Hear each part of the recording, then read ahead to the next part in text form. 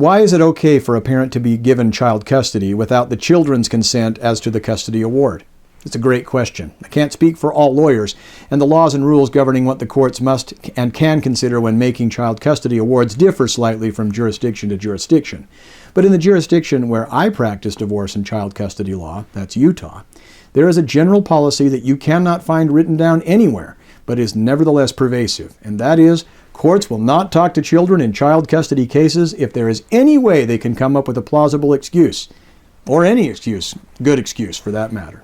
Do not misunderstand me. Courts can interview children on the subject of child custody and solicit the children's experiences, observations, opinions, and preferences regarding the child custody award, although a child's desires are, quote, not the single controlling factor governing the eventual child custody award.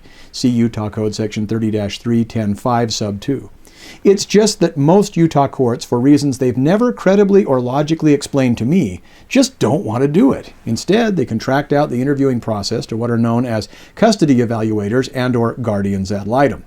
You may ask, so what's the harm in that? Well, in Utah, interviews between the children and custody evaluators and or guardians ad litem are not on the record.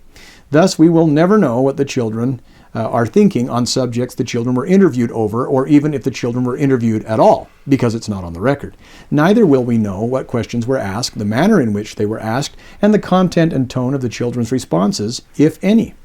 Curiously, we don't treat any other witness this way, but for some reason, courts are more than happy to believe or say they believe that a custody evaluator and or guardian ad litem would lie about a child custody interview or bungle a child interview. When a judge interviews the child, not only do you have direct, unfiltered testimony in response to questions that the judge himself or herself deems most important to the child custody and parent time award analysis, it also takes less time, far less time, than having a custody evaluator and or guardian ad litem appointed to do the job. And it's free of charge to have the judge interview the children, as opposed to costing thousands of dollars to pay for the services of a guardian ad litem, and even costing in excess of $10,000 to pay for the services of a custody evaluator in some cases. The value of what guardians ad litem and custody evaluators provide for the money just isn't there when compared to no cost for a judge to interview the children directly and on the record. For some reason, or maybe no reason at all, courts are more than happy to believe or say that they believe that it is just as good or better to have a child interview summarized and filtered through a custody evaluator or guardian ad litem than it would be to have the child speak directly to the judge, answering questions most pertinent and relevant in the judge's opinion and on the record.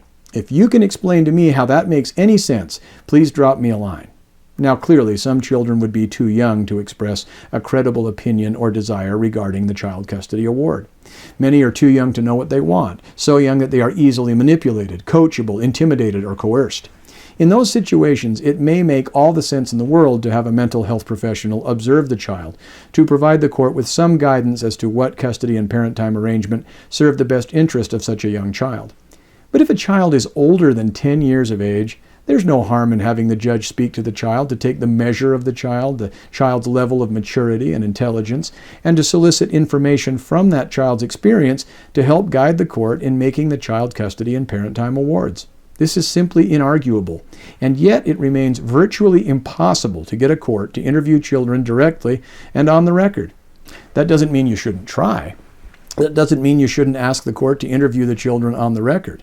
Just don't be surprised if you get inexplicable resistance to such a sensible idea, both from the court and from opposing counsel or the opposing party.